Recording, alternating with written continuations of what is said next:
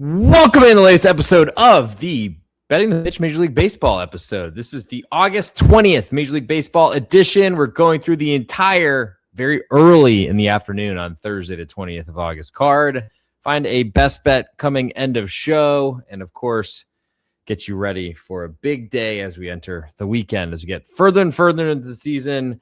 I will say this podcast channel is going to be showing a lot more soccer on it. Expect a French League episode coming out summarizing what moves have been made, the promoted teams, all those sort of things coming up on this channel, Betting the Pitch Apple Podcast, and on Spotify at @thereal_G Warner on YouTube. Also have an Arsenal episode out, specifically only talking Arsenal for entire 32 minutes, I believe, with one of my good friends who follows Arsenal very closely. Plus, English Premier League episode previewing the season is out. We will do a weekend episode for the start of a lot of the seasons. La Liga has already begun like halfway. Unfortunately, I missed that notification. I knew Barcelona and Real Madrid were starting this coming weekend. Didn't know that they were playing 5 or 6 matches during the week. But that's happened, and we will work our way into La Liga as well. I'm trying to figure out what to do for a preview episode. If you have any ideas, hit me up with a 5-star review on Apple Podcasts and on Spotify. Subscribe on YouTube, comment on the videos, and we'll figure it out. Other things coming on this channel we'll get to later, but let's get into the Major League Baseball card. It's my first look at the numbers, and we will find some winners. Let's start with the first game to pitch. The first game with the first pitch thrown, and that is the St. Louis Cardinals and Michael McGreevy on the road at the Cincinnati Reds and Brady Singer. Currently, Singer, a plus 103 home underdog. Total is 9 minus 110 both ways on the totals. No real indicator if this one's going above the key number of 9 or below the key number of 9. I think it sticks here until the first pitch thrown at 12:40 Eastern time. McGreevy is a low velocity, but right-handed pitcher, but his numbers have been good this year. Do we believe that to continue forever? Probably not. Probably will end up with a much higher ERA than he started the year with, but that's hard to be sub 3 for a lot of the season. It feels like nobody is at this point in the year anyway. And pitching in Cincinnati is going to be really tough to place, keep the ball in the yard. The nice part, and maybe the bad part for under players in this matchup, because Getaway Day has always favored unders a lot because of wider strike zones from umpires, but now with the ABS system, not as good for that. But Brady Singer starts for the Cincinnati Reds, and this is probably the worst park for him to pitch in. Maybe there's 3 or 4 others in Major League Baseball that are bad, but it's his home park. You'd think he'd get used to it over the years or figure out how to pitch into it, but it's just not the type of style of Brady Singer as a pitcher. Not really sure what the Reds are doing, trading the Royals to get him, but they did that, I think, for Jonathan India, which I guess they had too many of his position, didn't really need him. Wanted to take a shot on a live arm, young arm, all those sort of things, but doesn't seem like a great idea to put him in that park. So for that reason, I understand Cincinnati being an underdog at home, plus 103 right now. I'm going to be waiting to see if some Cincinnati Reds money comes in that pushes the Cardinals to an underdog. The Reds have been playing okay since the trade deadline, where they did sell off some assets, but ultimately at this point, St. Louis is competing. Both are selling to their audiences and fan bases on their TV channels that they have a shot at the playoffs, which they certainly do. All it takes is one long win streak. We've seen the Red Sox do it from worst in the division to a playoff spot, so it could be happening. I think I'll wait to see the Cardinals move to an underdog. Let's next move to a 110 first pitch to Toronto Blue Jays and Shane Bieber on the road. Not Justin. On the road to Tampa Bay Rays and Ian Seymour. Bieber, a plus 139 underdog. Total is 8 minus 125 to under here. First 5 number, because I do like under, is 4.5 minus 120. So a lot of juice if you want to look at low scoring totals. Might see a 4 when first pitch is thrown. I'd be fine waiting for that. If the push on 4 is okay, I think it's worth it. Positive expected value to me over the long run, even if you're pushing on 4 because of all those games that land 3, 2, 1, and 5 and higher. I'm not really willing to pay that extra money just to win a bet. I'll pay the juice to push, though. If it was 4 heading to 3.5, might be a little bit different story. Anyway, the Rays have had real problems lately. They have been hitting the ball fairly well at home, but they've been conceding way too many runs. And Ian Seymour is not exactly one that you'd expect to knife his way through a lineup. He's got decent numbers this year, as do most Tampa pitchers. I don't think there's been a seismic change in temperature or humidity, or that they're all of a sudden not using the air conditioning in Tampa and St. Pete at the Trop. But certainly the Rays have given up a ton of runs. The Orioles could have been swept in 4 games. Gave up a ton on Monday night with Nick Martinez, has been awesome all season. Was a little bit off and just couldn't get off the field, it seemed. 2 outs, bases clear in the first inning, gave up 2 runs, and things really snowballed after that. On the other side, Shane Bieber has been working his way back into form. He would have been traded at the deadline if anyone trusted his health. He was good in the playoffs last season, missed pretty much the entire regular season this year. Has come back. They were really good outing against the Yankees in his last start, but the Yankees haven't been hitting much. The Rays certainly could punish him, though if he's got back to his old stuff, which probably isn't likely, but a good Shane Bieber outing certainly could be worth a look at a plus 139 price, considering how poorly the Rays have been playing.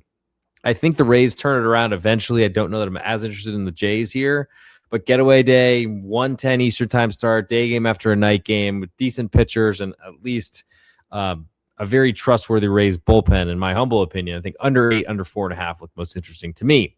Next go to San Francisco Giants and Landon Roop on the road to Cleveland Guardians and Gavin Williams. Williams a minus 180 favorite, plus 162 coming back on Roop. Total 7.5, minus 110 both ways, over and under. First 5 in this one is 4 minus 110 also, so no real indicator on where these totals will go.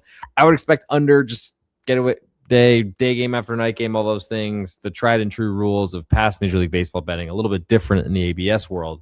But Roop has been, I felt, getting a lot of respect earlier in the season. So I bet against the Giants a lot when it was not really realized how bad the Giants were. That was when they had Luis Arias, who's now gone to Philadelphia. I think that's helped their defense, although he's playing fairly good defense for him this season, but definitely hurts their offense, the Giants offense, that is. Gavin Williams strikes out 1 million players. Honestly, Arias would be the perfect guy to put in the lineup to try to keep him from mowing down 12 guys and sending them back to the dugouts, get some pine meat, as Mike Krukow says, and won't be saying that for long as he's retiring. But with all that said, I think we see a low-scoring game here. I like the idea of backing Gavin Williams. I don't trust San Francisco to hit.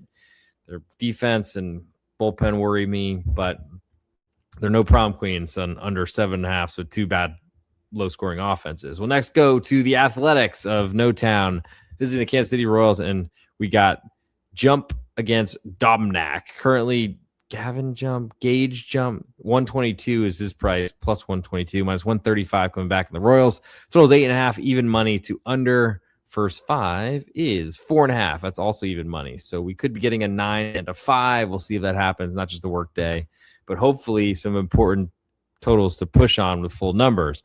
Jump's got great stuff.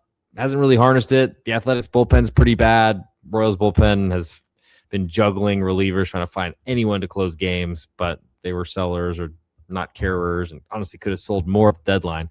Dobnak's been awesome. Everyone expects the wagon to turn into a pumpkin at some point, Cinderella style. With that said, feels like a pretty cheap price in Kansas City considering the prices they were getting earlier in this series, but might be the highest favorite that Randy Dobnak has ever been. It's confusing. It's hard to say. I'll lean to the Royals to that end if they only bat 8 times.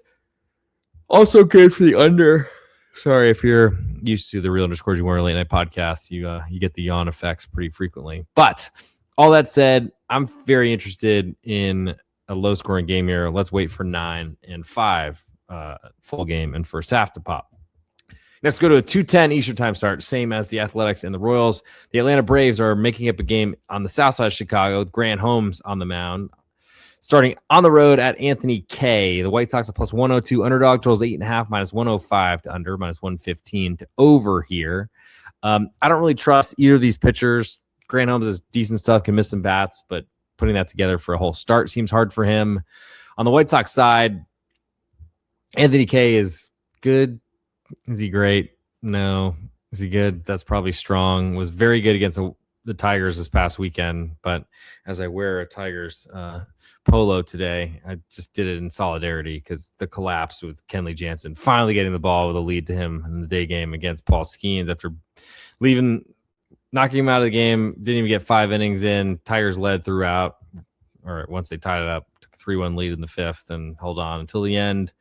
And Kenley Jansen gave up 2 home runs, both with 2 strikes in the 9th inning to lose. And in horrible fashion, but they have a day to lick their wounds and think about it in true Tiger style. With all that said, the White Sox are basically going to win this AL Central because the rest of the teams in it are hopeless, it feels to me, unless we get a good run coming from the Tigers or the Guardians.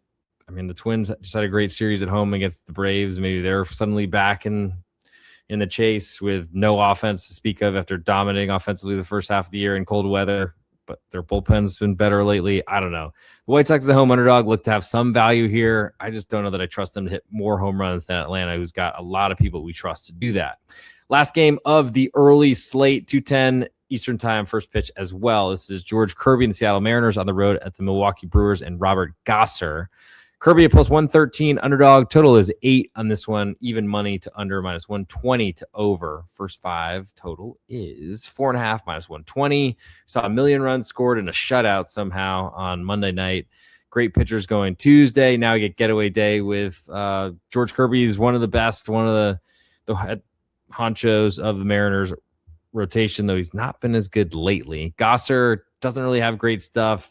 Feels like the Brewers have never really wanted to commit to him as a starter in the rotation long term, but he pitches for a really good team, and I think they could make George Kirby work. He's thrown a little bit more out of the zone than he has when he came up and was allergic to walks, which is probably better, but you don't want to walk the Brewers because they put a lot of pressure on you running the bases, squeezes, small ball, all those sort of things for a small budget club. The Mariners were crushing the ball until they got shut out on Monday night. It's really hard to tell where their offense is going at this point. It's been really good lately, but they're always good against Houston after it was gone for more than a week, it seemed.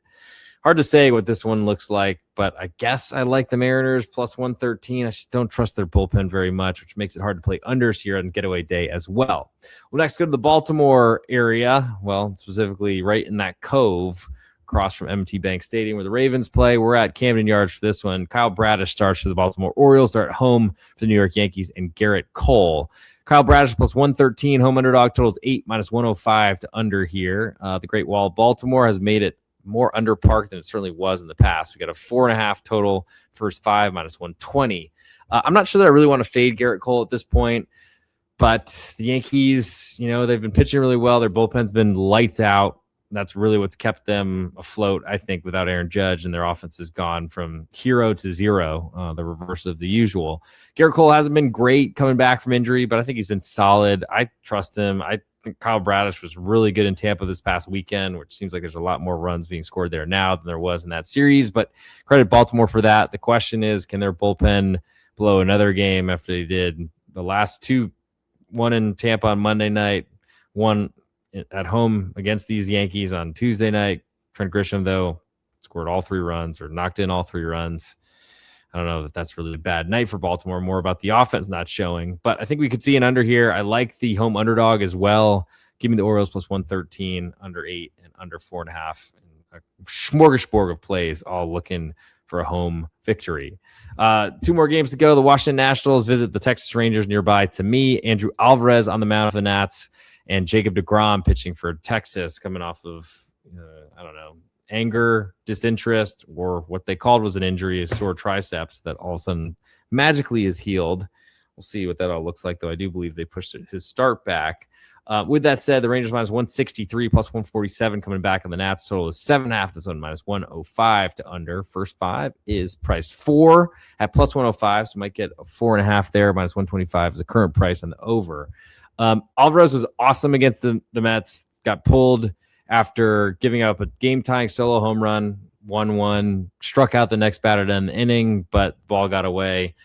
The batter reached first base, and then he ended up taking a loss, as I think there was a 2-run shot, or at least runs were scored at that bottom of the inning. This was on Friday. The Nats never recovered. Their bullpen's bad. That does put it under in grave danger, but maybe a first 5 seemed a little bit more interesting than the full game under. All that kind of leans in the direction that I was considering going. Last game on the list, the Los Angeles Angels of Anaheim, the Grayson Rodriguez will start.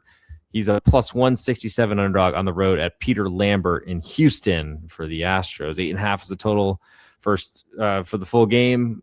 First 5, I'm not really interested in it, but I'll say it since I just mentioned it. 4.5 minus 110 each way.